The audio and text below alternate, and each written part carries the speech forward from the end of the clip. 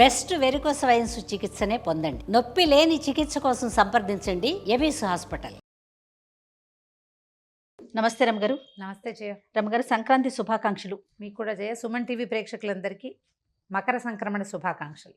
మరి సంక్రాంతి పండుగ రోజు, ఈరోజు విశేషాలు, విధి విధానాలు ఒక్కసారి ఎప్పట్లాగని పండగ చేసుకోవటమే అంతే. ఎవరి పద్ధతి ప్రకారం వాళ్ళు. ముందు రోజు భోగి పండగ, ఆ రోజు తలంటి పోసుకుంటాం. భోగి భాగ్యాల పండుగ అంటే మన ఇంటికి వచ్చినటువంటి వారి పంటల్ని వాటిని చూసుకొని సంతోషించే రోజు.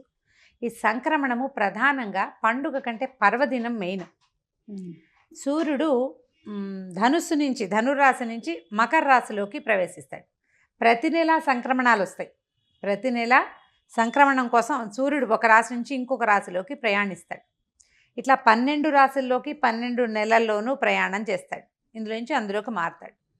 అయితే ఈ సంక్రమణం రోజున తర్పణాలు విడవటం అనేది సాధారణంగా కొన్ని కుటుంబాల్లో సంప్రదాయంగా ఉంటుంది. అలవాటుగా ఉన్నవాళ్ళు చేస్తారు.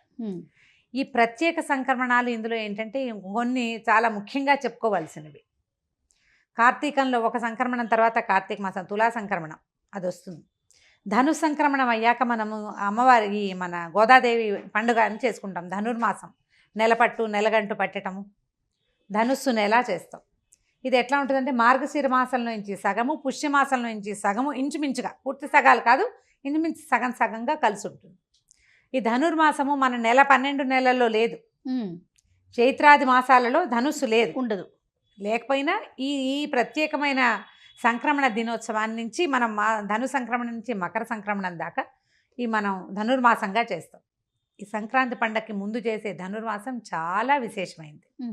ఇప్పుడు ఇక్కడ ఈ ధనుస్సులో ఉన్నటువంటి సూర్యుడు మకరంలోకి ప్రవేశిస్తాడు. దీంతో ఏమవుతుంది, సూర్య గమనం కూడా మారిపోతుంది. ఇది ప్రత్యేకమైన విషయం. ఎందుకంటే ఇప్పటిదాకా దక్షిణ దిశగా వాలి ప్రయాణం చేస్తున్నటువంటి సూర్యుడు ఇప్పుడు ఉత్తర దిశగా వాలి ప్రయాణం చేయటం మొదలు పెడతాడు. ఉత్తరాయణ పుణ్యకాలం ప్రారంభమవుతుంది. ఇక్కడి నుంచి చాలా రకాల విశేషాలు జరుగుతాయి. దేవతలు కళ్ళు తెరిచే రోజు. అందరూ నిద్రలేస్తారు. వాళ్ళకి నిద్రా సమయం సమాప్తమైపోయింది. భగవంతుడు నిద్ర లేచి ఉంటాడు. ఆల్రెడీ విష్ణుమూర్తి నిద్ర లేచాడు. 2 నెలల క్రితమే లేచాడు కదా, కార్తీకంలో లేచేస్తాడు. ఇప్పుడు స్వామి దర్శనం ఇచ్చే రోజులు వాటికి దగ్గరలో ఉన్నాయన్నమాట. ఇప్పటి నుంచి ఏంటంటే ఇది సూర్యుడు భూమికి దగ్గరగా వస్తాడు, బలంగా తయారవుతాడు. సూర్య కిరణాలన్నీ కూడా ఈ మంచులోంచి వర్ష ఋతువు తర్వాత వచ్చిన ఈ మిగిలిన ఋతువుల్లోంచి శరద్ ఋతువు దగ్గర నుంచి స్టార్టే కదా, అన్ని ఋతువులు బంకగా విసుగటగా ఉండేవి. అవును. ఇక్కడి నుంచి మొదలుపెట్టి ఏమవుతుంది, సూర్యుడు తేజరెళ్తాడు, ఆయన ప్రకాశం పెరుగుతుంది.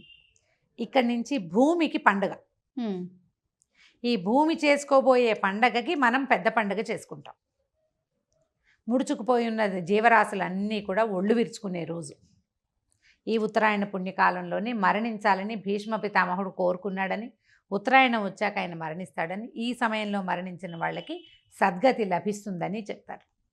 ఈ ఉత్తరాయణాన్ని ఈ సంక్రమణాన్ని రోజున ఏంటంటే పెద్దలకు పెట్టుకోవటం అనేది ఒక విధానం కనపడుతుంది. పెద్దల పండుగని కూడా పెద్దల పండుగనే అంటారు. పెద్ద పండుగ, పెద్దల పండుగ కూడా. ఇది సంవత్సరం అంతా వ్యవసాయంలో మునిగి తేలేటువంటి రైతులకి పెద్ద పండుగ. మొత్తం పంటంతా ఇంటికి చేరే రోజులు. ఈ సంక్రమణ దినోత్సవాన్ని పెద్దవాళ్ళ పండుగ అని, ఈ పెద్ద పండుగ అని చేసుకుంటారు. అయితే మనం ఏం చేస్తాము, దీనికి ముందుగా బొమ్మలు పెట్టుకుంటారు. తర్వాత భోగిమంట ఒకటి వేసుకుంటాము. ధాన్యం, ఇంటికి చేరిన ధాన్యాన్ని కంకులుగా చిన్న ఇట్లా కుప్పలుగా కట్టలుగా కట్టి అక్కడక్కడ వేళ్లాడదీస్తారు పక్షుల కోసం. గింజలు నిల్వ ఉంటాయి, పక్షులు తినడానికి కూడా. వాటిని దానం చేయటం మొదలు పెడతారు. దాన ప్రక్రియకి శ్రీకారం చుడతారు. ధనుర్మాసం నుంచే మొదలు దానాలు. అయితే ఈ పండుగ రోజున ధాన్యాన్ని, తర్వాత కూష్మాండ దానం, గుమ్మడికాయని దానం చేస్తే విశేషమైన ఫలితం లభిస్తుంది అని చెప్తారు. ఈ కూష్మాండ దానం ఏ కూష్మాండం చేయాలి, ఎర్ర గుమ్మడికాయ, తీపి గుమ్మడిని దానం చేయాలి. అయితే ఈ దాన ప్రక్రియ మనం బ్రాహ్మణుడికే ఇవ్వాలా, ఫలానా వాళ్ళకి ఇవ్వచ్చు, చాలా ప్రశ్నలు వస్తాయి. ఎవరికైనా ఇవ్వచ్చు. దానం చేయటం ప్రధానం. పూర్ణ కూష్మాండం నిండుగా మొత్తం పండుని దానం చేస్తే భూమిని దానం చేసిన ఫలితం లభిస్తుందని చెప్తారు. భూదాన ఫలితం. కూష్మాండం అంటే భూదేవే అన్నమాట. ఆ ఫలితం లభిస్తుంది. పెద్దవాళ్ళకి పెట్టుకుంటారు కదా. ఈ పెద్దలకు పెట్టడం అంటే ఏ తిథిని మరణించారో తెలియని వాళ్ళకి ఈ రోజున పెట్టుకుంటారు.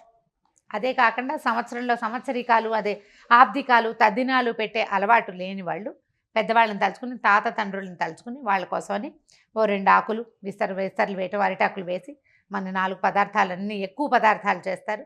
అవన్నీ వేసి వారిని తలుచుకుని వారి పేరుతో బట్టలు పెట్టుకోవటం, ఆ బట్టలను ఎవరికైనా ఇవ్వటం, తర్వాత ఎవరికైనా భోజనం పెట్టడం. ఇదంతా కూడా దాన ప్రక్రియ కిందకే వస్తుంది. దాంతో పాటుగా తిలాదానం, నువ్వులు దానం చేయటం, ఈ సీజన్కి సంబంధించిన దానం అన్నమాట. తీయటి వస్తువులు దానం చేయటం, ఒట్టిగా నువ్వులు దానం చేసే బదులు నువ్వులు బెల్లం కలిపి దానం చేయటం. ఒంట్లో వేడొస్తుంది, ఈ సీజన్కి అవసరమైనది. అయితే ఇందులో ఏంటంటే పసుపు కుంకాలు ధార పోసుకోవడం కూడా ఒక విధానం ఉంటుంది. ఈ సంక్రమణం నాడు, ఈ మకర సంక్రమణం రోజున పసుపు కుంకుమ, తర్వాత ఏమో ఖర్జూర పళ్ళు ఇట్లాంటివి ధార పోసుకోవటం, ఎవరికైనా ఇవ్వటం అన్నమాట. ఓకే. ముత్తైదువులకి ఇచ్చుకుంటారు, బ్రాహ్మణులకి ఇస్తారు, ఎవరైనా తెలిసిన వాళ్ళకి ఇచ్చుకోవచ్చు. ఇందులో కుల విచక్షణ నియమాలు అవి ఏమి ఉండవు. పూజ చేసుకోవటం, ఇంట్లో మామూలు సాధారణంగా దీపారాధన పూజ అది చేసుకోవటం, ఇట్లా పసుపు కుంకాలు ఇవ్వటం. ఒకవేళ బొమ్మలు పెట్టుకున్నారనుకో, ఆ బొమ్మలు పెట్టుకున్నప్పుడు పేరెంట్ వాళ్ళని పిలిచి చక్కగా పసుపు రాసి గంధము బొట్టు గంధం ఇచ్చి తాంబూలాలు ఇవ్వటం.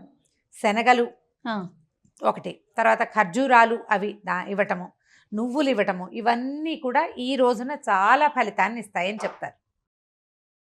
తర్వాత కంబళ్ళు దానం చేయటం చలికి. ఇంకొక నెల రోజులు ఉంటుంది. ఇప్పుడు హైదరాబాద్ లాంటి చోట ఏమవుతుంది, సంక్రాంతి పండగ వెళ్ళింది డిసెంబర్ జనవరి వెళ్ళేసరికల్లా చలి తగ్గిపోతుంది. అవును, మాఘం వచ్చి రాకుండానే తగ్గుతుంది. కానీ నీకు సముద్ర తీర ప్రాంతాలు అక్కడ మాఘం చలి తగ్గదు. అవును, పుష్యం మాఘం 2 మాసాలు ఉంటాయి. ఫాల్గుణ మాసం నాటికి కొంచెం ఎండెక్కుతుంది. కానీ సూర్యుడు గతి మారటమే దీనికి నియమం. ఈ రోజున ఏం చేస్తారు, రకరకాల పొంగల్ చేసుకోవటం ఒక పద్ధతి.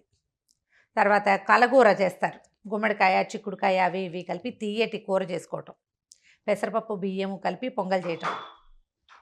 తీయ పొంగల్ వెణ్పొంగలి కాకుండా, కట్టె పొంగలే కాకుండా చక్కెర పొంగలి కూడా చేసుకుంటారు. భగవంతుడికి నివేదన చేయటం. చాలా దేవాలయాల్లో ముందు రోజే గోదా కళ్యాణం జరిగిపోతుంది. అవును. ఒకవేళ గోదా కళ్యాణం చేయలేని పక్షంలో సంక్రమణంలో గోదా కళ్యాణం చేసే పద్ధతి కూడా కొన్ని చోట్ల మనకు కనిపిస్తుంది. ఇంట్లో చక్కగా పొంగల్ చేసుకోవటము, స్నేహితుల్ని వాళ్ళని కలుసుకోవటం, దాన ప్రక్రియకి శ్రీకారం చుట్టడం ముందే మొదలు పెడతాం. ఈ రోజున మనం ఖచ్చితంగా చేసుకోవాలి. దీని మరుసటి రోజు వచ్చే పశువుల పండగ కూడా మనం ఆ గోవుల్ని వాటిని ఎడ్లని కాపాడేందుకు ఒక ప్రయత్నం చేస్తాం. ఈ సంక్రమణం నాడు తాత తండ్రుల్ని తలుచుకుని నమస్కారం చేసుకోవాలి. ఈ సమయము పితృదేవతల్ని తలుచుకునే సమయం. వారిని తలుచుకోవటం మనకి మంచి జరిగేలాంటి అవకాశం కలుగుతుంది. మనకి అంటే వాళ్ళు ఎక్కడ వింటారా మన మాట లాంటి ప్రశ్నలు వేయకూడదు. సంప్రదాయబద్ధంగా ఏం చేస్తున్నామో పండగని ముందుకు తీసుకెళ్ళాలి. మన పద్ధతి ముందుకు వెళ్ళాలి అంటే ముందు వాళ్ళు ఏం చేశారో మనం చేయవలసిందే, చెయ్యాలి నియమంగా. నువ్వు ప్రశ్నలు అవన్నీ లాజికల్ ఇంకొక రోజు వేసుకోవాలి. పర్వదినాల్లో లాజికల్ కోసం ఆలోచించొద్దు. పెద్దలు చెప్పిన విధానంలో పండగని ముందుకు తీసుకెళ్ళండి. దానివల్ల ఏమవుతుందంటే మనం ఇదివరకు ఏం చేసేవాళ్ళు మన వాళ్ళు అనేది తర్వాత తరాలకి తెలుస్తుంది. అవును, ఒక 10 ఏళ్ల పాటు ఓ చిన్న పిల్లాడు మన ఇంట్లో జరిగేవన్నీ చూస్తే మన తర్వాత కొన్నేళ్ల పాటు వాడు దాన్ని ముందుకు తీసుకెళ్తాడు. తర్వాత వాళ్ళ పిల్లలు అంతే, చుట్టాలని పక్కాలని స్నేహితుల్ని అన్నదమ్ముల్ని పిలుచుకోవటం, ఆడబడుచుల్ని పండగకి ఇంటికి పిలవడం. పెద్ద పండుగ వస్తే కొత్తల్లుళ్ళు అందరూ, అల్లుళ్ళు కొత్తల్లుళ్ళు పాతల్లుళ్ళు అందరూ ఇళ్ళకి వచ్చేస్తారు. ముందు రోజు మనం భోగి మంటలు వేసుకున్నాము. ఈ రోజున చక్కగా విశేషంగా పిండి వంటలు చేసుకుంటాం, అరిసెలు చేస్తాం. భోగినాడు మధ్యాహ్నమే అరిసెలు చేసేసుకుంటారు చాలా చోట్ల. అసలు పల్లెటూళ్ళల్లో పిండి కొట్టడము అరిసెలు చేయడం అదొక పెద్ద ప్రోగ్రాం కింద నడుస్తూ ఉంటుంది. అవును, ఓ వారం ముందు నుంచి కొత్త వడ్లు వస్తే కొత్త బియ్యంతో అరిసెలు వండుకుంటే ఎక్కువ బాగుంటుంది, రుచిగా ఉంటుంది. రకరకాల పద్ధతులు, ఒక్కొక్క ఊళ్ళల్లో ఒక్కొక్క రకం వంటకాలు వండుకుంటారు. అరిసెలు సార్వజనీయమైన వంట, అందరూ తెలుగు వాళ్ళు అరిసెలు వండుకుంటారు. ఈ రోజున మన తాత తండ్రుల్ని తలుచుకోవటం, దేవాలయ దర్శనం చేయటం, స్నేహితుల్ని పలకరించడం, ఇది పెద్ద పండుగగా భావించి జ్ఞాపకం చేసుకోవటం. ఇంతకుముందు ఏం చేసేవాళ్ళం మనం. ఈ సూర్య గతి మారుతోంది, ఈ రోజు నుంచి మన జీవిత గమనంలో తేడా వస్తుంది అనేది మనం తెలుసుకుని సూర్యుని దానికి అనుగుణంగా పద్ధతులు కూడా మార్చుకోవాలి. ఇంకా పద్ధతులు కూడా ఇంకా మెల్లిగా మారుతాయి, వెంటనే మారిపోదు. చలి వెంటనే తగ్గదు కదా, కొంచెం నిదానంగా మారుతుంది. కాకపోతే ఈ సూర్య గతి ఇవాల్టి నుంచి మారబోతోంది. ఈ సమయంలో మనం ఈ పాత పద్ధతులన్నింటినీ ఒక మాట జ్ఞాపకం చేసుకుని నలుగురితో కలిసి, బొమ్మల కొలువు ఉన్న వాళ్ళు చక్కగా పేరెంటం పెట్టుకుంటారు, కొలువు లేని వాళ్ళు పెద్దలను తలుచుకుని ఏదో ఆ పద్ధతి ప్రకారం ముందుకు తీసుకెళ్తారు. తర్పణాలు విడిచే వాళ్ళు విడుస్తారు. ఇవన్నీ మాకు లేవండి, దానం చేస్తామంటే దానం కూడా చేయొచ్చు, బ్రహ్మాండంగా చేసుకోవచ్చు. దానివల్ల అన్ని ప్రయోజనాలే కానీ ఏమి ఒకటి కూడా నిష్ప్రయోజనమైన పని లేదు పండగ రోజుల్లో. చక్కగా చేసుకోండి. సంక్రాంతి పండగ పెద్ద పండుగ. మన జీవితాల్లో ఇప్పుడు సంవత్సరం నుంచి ఒక రకమైన ఇబ్బందుల్లోనే ఉన్నాం.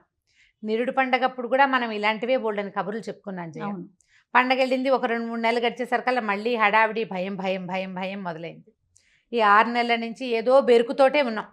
అంటే పూర్తిగా జీవితాలు ఓపెన్ అవ్వాలి. కొంత నార్మల్సీకి వచ్చాం కానీ పూర్తి నార్మల్సీకి రాలా. ఈ పండుగ నుంచి అయినా దేవుడా మాకు మొత్తం జీవితాన్ని నార్మల్ చేయి, ఎప్పట్లాగానే హాయిగా అందరినీ ఫ్రీగా కలుసుకునే అవకాశాన్ని ఇవ్వని భగవంతుడికి దండం పెట్టుకోండి. స్నేహితుల్ని కలుసుకోండి, పలకరించుకోండి, అందరికీ బెస్ట్ విషెస్ చెప్పుకోండి. వచ్చే సంవత్సరం అయినా బాగుండాలని. ఎలాగో మనం కొత్త సంవత్సరంలోనే సంక్రాంతి పండుగ చేసుకుంటాం. ఇప్పటిదాకా చేసినటువంటి ధనుర్మాసం పూజా విధానాలు మనకి భోగితోటే పూర్తయిపోతాయి. అవునండి. ఈ దీంతో ఈ పండగ నుంచి మరుసటి రోజు నుంచి మళ్ళీ విధానాలు మారిపోతాయి. ఇంకా మనం రథ ముగ్గులు అవి వేయం, గీతల ముగ్గులు వేయము, గొబ్బిళ్ళు పెట్టము, పొద్దున్నే విష్ణువాలయాలు ఎక్కడున్నాయని ప్రసాదం కోసం పరిగెత్తము. ఈ నెల రోజులతోటి ఇది పూర్తయిపోతుంది. ఇక్కడి నుంచి కొత్త రోజులు ప్రారంభం అవుతాయన్న ఆశతోటి జీవితాన్ని అందరితో పాటు కలిసి ఈ పండుగను జరుపుకోండి. తప్పకుండా రమ్మగారు. నమస్తే జయ.